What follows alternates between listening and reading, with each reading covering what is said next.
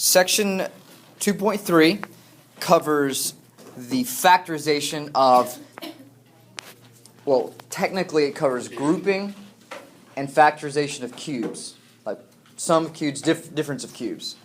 And so what we've done, you can see on the board, I've got the formula written for sum, and we'll look at it as we go along in the section. But factoring is a skill that traditionally is weak for students. It's actually fairly complex. And so we go over it a lot, and I've put together a video that will be up probably this afternoon. Okay, it's the work is done, I just need to record it. And so what I need for you to do, part of your homework tonight, is to go through that and to look at it, to watch it, to make sure that you understand how to factor traditionally.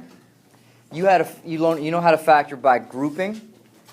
You know how to factor the difference of squares, the difference of cubes, and the sum of cubes.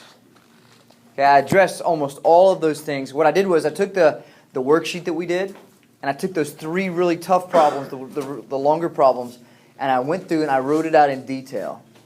What I want to make available to you is the video, as well as the document that I used to make the video. So if you wanted to print that out for your notes, or to print that out so you can write on it, you're more than welcome to do that. That'll be if you look below the video, there'll be a link at the bottom that you can download that document.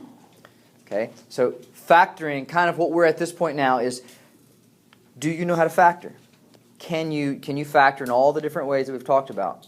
Because what's coming up in the next couple of weeks, factoring is going to be one of those skills that's necessary. It's not a good thing. It's a necessity. If you can't do it, you're not going to be able to be successful in what comes afterwards. Okay, so pay attention today. We're going to look at a couple problems. The first one we're going to look at is number 3. 64n cubed minus 27. This particular problem is direct. I mean, it is as straightforward as you can get. What do I need to look at? When you're factoring, like this one's easy because it's just there. It's one of those patterns. When we get to some of the more difficult ones, I'm not exactly telling you what to do. I'm saying here's a polynomial. Maybe it's got 3 terms, maybe it's got 2 terms like this one, or maybe it's got 4 or more terms. What do I do? For 2 terms, I look for the difference of squares, or for the difference or sum of cubes, like this one. This is the difference of cubes. For 3 terms, I'm going to try that traditional factoring. I look at the first term, I look at the last term, I break those apart so that I can get that middle number to work out, and we'll go over that later. Okay, if I have 4 terms, what am I supposed to do to start with? Grouping. Okay, and I go from there. I'm always looking for the sum of cubes, the difference of cubes, and the difference of squares. I'm looking for that to show up, because the problems we have done, it shows up, and some we do today, we're going to show up like, oh, you think you're done, but what happens is when you factor them apart, you end up getting one of those special patterns, and you see it come out. So what we have here, A is 4n and B is 3. Any questions about how that was found? You look at the first part. You can have a constant or a coefficient, and you have a variable. You're going to cube root both of those. Okay? And we talked about perfect cubes, 1, 8, 27, 64, 125, and so forth. Those are the ones you need to be aware of. Right? And of course, n cubed is obviously a cube. And so I can take the cube root of both parts. That gives me 4n here, and it gives me 3. So the only thing I have to do is I realize this is the difference of cubes. So I have to pull out that formula that I have, and I just plug that in. Here's our formula. Okay, if you're not comfortable with the formula from memory, then every time you do a problem, you pull that formula out from your notes and you write it down. I don't mean you write it down in the 4 and the 3. You write out the basic formula with the A and the B. That means every time you do a problem, you're writing it down. You're getting a chance to get that into your brain, a second chance, not just by reading it, but by writing it. Any way you can get that sensory input, you do that. It helps your brain to organize and to remember that information. So what would be my result here? If that's my formula, that's A, that's B, what do I have? 4n minus 3. I'm going to put an extra step in it for you. 4n minus 3, that doesn't get much simpler. Then it's going to be 4n squared. Here's a problem. What do you think people do here instead of what I'm... What? Well, that's correct. They think it's 4n squared, and so they go, oh, I squared it. You squared part of it.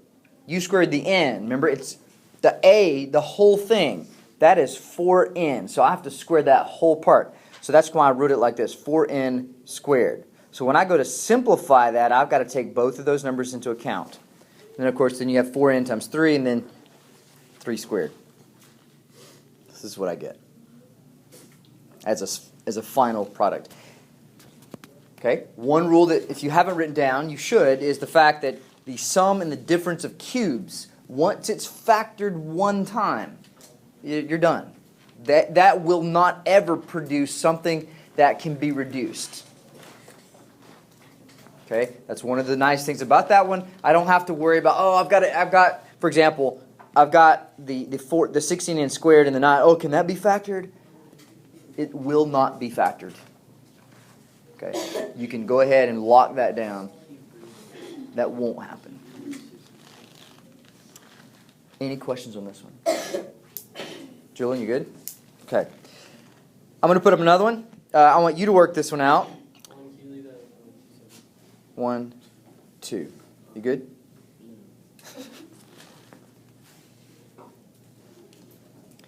So the next part is number 5. Very similar. I want you to try this. I'm going to give you a few minutes. Okay? About maybe 2. And I want you to work that one out. Okay. So listen up. This is the sum of cubes, which is our formula here, right? Sum of cubes. Listen. Julie, conversation over. Sum of cubes is a plus b times a squared minus ab plus b squared. The only thing that you're worried about doing at this stage is finding a, finding b, and plugging them into the formula. So, and that's really straightforward because you have, it's pretty much, I'm giving you the sum of cubes automatically. You don't have to figure it out. You don't have to do any pre-factoring to get to this stage. But you're already here. So I plug it in, and it looks like this.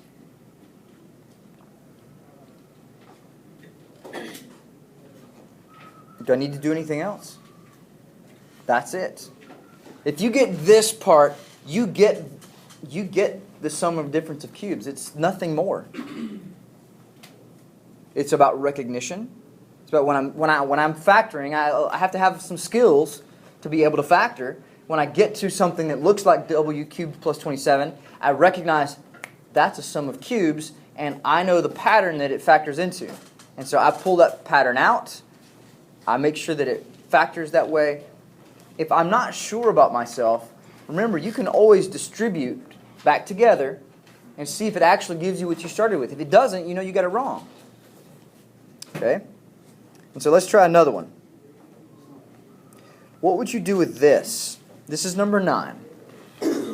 C cubed plus 4c squared minus 9c minus 36. Why do we say grouping?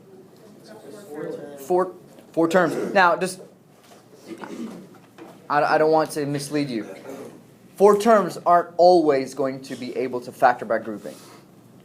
Okay, right now, most of them will, okay, because that's kind of where we are. But when we get on into the chapter, I'm going to give you 4 terms, and you're going to try to do grouping, and it's not going to work because there's going to be nothing in common. And so what you will do is, at that stage, you're going to have to go with synthetic division. Okay, and that one gets a lot more complicated. We'll take that later. So take a second. Okay, take a second. Pause the video. I want you to take a few minutes and try to factor this one, and then I'll put the solution on the board. All right, here we go. So 4 terms means let's try factor by grouping. That's always a good place to start. And so when you factor by grouping, this is what you get. I start off with the first two terms, and I'm going to group the last two terms. The first pair, the last pair. I look at the first two and I say, what is the common factor in them both? So we're really going to be doing a GCF. Right? So when you look at the first two pieces, what's common? Consider the number and consider the variable. It may not always work. In this case, I don't have both. I only have one that's common. What is my common factor? It's c squared, right? So if I factor that part out, I get this. And so what do we have in the second part? It's negative 9. So when I factor that out, I get this particular situation. Am I finished? No, I haven't even actually factored it yet. I'm reorganizing it so that I can factor it. The next step is very quick, very easy. In fact, most of you can actually see what the result would be from this step. When we get here, we stop. We say, I need to check something. What am I looking to check? If the two parentheses, this part and this part, are exactly the same phrase. And it is. It's x plus or c plus 4. If it was different here, I either made a mistake or it's not factorable, or not in this way. So what do we do? What would be my next step? Pull that middle, that common term. We're really going to factor again. We're going to pull the c plus 4 out, and what's left over goes afterwards. Or before, it doesn't matter which side. But look what else happens. Why did I have an extra step? Oh, but so what is that? Not perfect square, it is the difference of squares. That's one of those other perfect, or not perfect, but that's one of those other situations I'm always on the eye looking for. I'm looking for sum and difference of cubes and the difference of squares. Notice there's no sum of squares. Only the cube. And so I'm always looking for that pattern to come out. Once I find it, I recognize it and I take action and I factor it. Questions? So that's a good example for what do we do when it's 4 terms. Okay, let's go on to the next part. Hey, well, any other questions? Good, okay. This is number 19. Someone had asked about this one earlier. I thought it would be a good one to do as well. 4 terms, 2b to the 4th power plus 14b cubed plus 16b minus 112. What should we do first? I should group. Okay, I'm going to pause for a minute, and I'm going to give you another 2 or 3 minutes. I want to see if you can solve this one as well. All right, so when you're looking at factoring, one thing that we talk about, we want to make sure that we know how to do, is use all the different techniques that we have factoring, right? So just one more time. If you do the grouping with this one, it doesn't Hold on to that. You're right. When we do grouping, something doesn't necessarily keep going. But hold on. Okay? So all the different methods we said just a minute ago, GCF, traditional factoring, that's generally with 3 terms. Grouping, generally with 4 terms, or our special polynomials, these usually have 2 terms, difference of squares, difference of cubes, or sum of cubes. These are the ones that you're going to look for every single time. When you get stuck, let's pause and say, okay, do I have any of these things that are possible? If your answer to that question is no, I don't have any of this going on, then you're done. That's all that can be done, if any of it can be done. Okay? So always keep that in mind. So let's group and let's break it apart. And I think most of you got, whoa, too far. I think most of you got down to this part. I looked at the first 2. We said, well, what's common to those? Well, I know that a 2 isn't common. 2 and 14 both have a factor of 2. They have 4 b's here, 3 b's here. We can pull out at least a 3, or b cubed. And so I'll do that again. I come down to the next one. Negative 16b minus 112. remember, when you factor something out, that's effectively the same thing as dividing.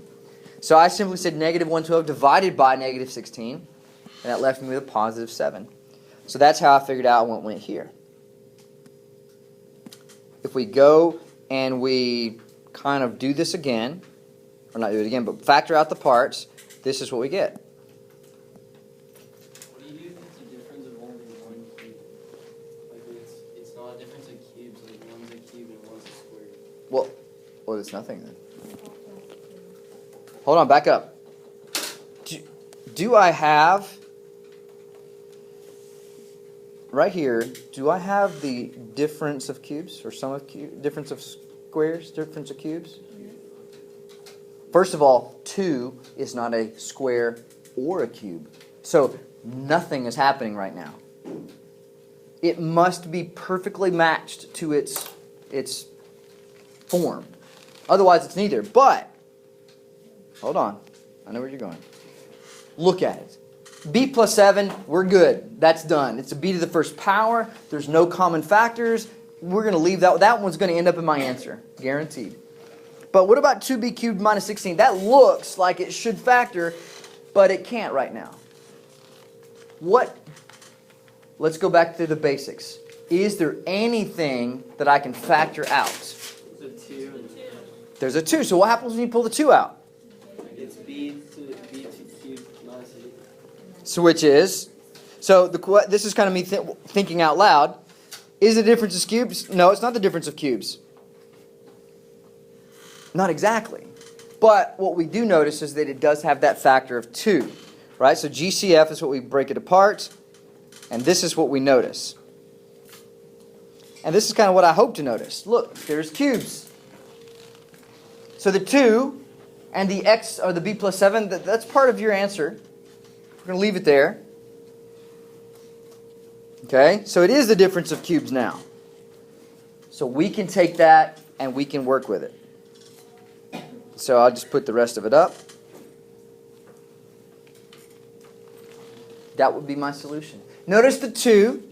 Notice the 2 I just brought that down. Notice the b plus 7, we brought that down. But what happened? That b cubed minus 8, notice it just changed into the difference of cube formula. I did nothing else to that. I just kind of took that b cubed minus 8, pulled that apart, and replaced the b cubed minus 8 with its other formula part. Does that make sense? So you can just leave that 2 out front. You have to leave that 2 up front. Okay? When you're factoring, nothing gets lost. You can't leave anything out. I'm not like I'm solving for x. Sometimes when you divide things and you lose that, I get that part. But here, we're not dividing. It's not equal to anything. It's just factoring. If I said solve for x, yes, some of those parts would go away and you end up with x equals this, x equals that. But that is not what the assignment was. Okay? Questions? 17. Okay. Number 17 looks like, so this is number 17. It's going to be, what is it? A to the 6th plus 7a cubed. And then minus or plus 6. So let's talk about this one kind of at hand. What should we do? 3 terms. 3 terms. So that means I need to do what? Traditional factoring. So we're going to break it half. That's going to be a cubed. The other part, I have to look at the last number. Right? 6. I need 6 to break apart so that I get a 7. Well, 6 breaks into 2 times 3 and 6 times 1. That's about it. So 6 and 1 absolutely works. Plus are the signs that I have, since it's plus here and plus there. That makes my life really simple. Plus. I need to double check. So when we multiply the a cubed times 1, that's a cubed. Positive a cubed, and then positive 6a cubed. So 1 plus 6 is 7. It works. Every time I do a problem like this, in my head, I do that manipulation. I don't trust that I got it right. If I do that every time, even if it's a simple problem, I check just to make sure I don't make some careless mistakes. Because sometimes there are factorizations that can go both ways, but if you don't really pay attention to it, you're going to get the signs wrong or the numbers backwards. Okay? So if I do it, then you should do it. That's careless mistake 101. Don't want to do that. Right? So once you got here, what do we have? Sum of squares. It's the sum of cubes twice. So I'm just going to write this out. Oh, wait. It's not. Is this a sum of cubes? No, it's not. Why? Because It's a 6. What times what is 6? Nothing. So a cubed plus 6 stays there, but the next one does. I'm just going to do this on the fly because this one's really simple. It's a plus 1. It's going to be a squared minus, because it's SOAP, right? Same, opposite, always positive. So that's going to be x and then plus 1. And that's it. 4a. Oh, sorry. No x. A. You guys know what I mean. Any questions?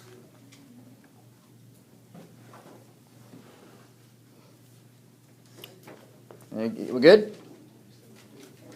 Yes? Sweet. All right.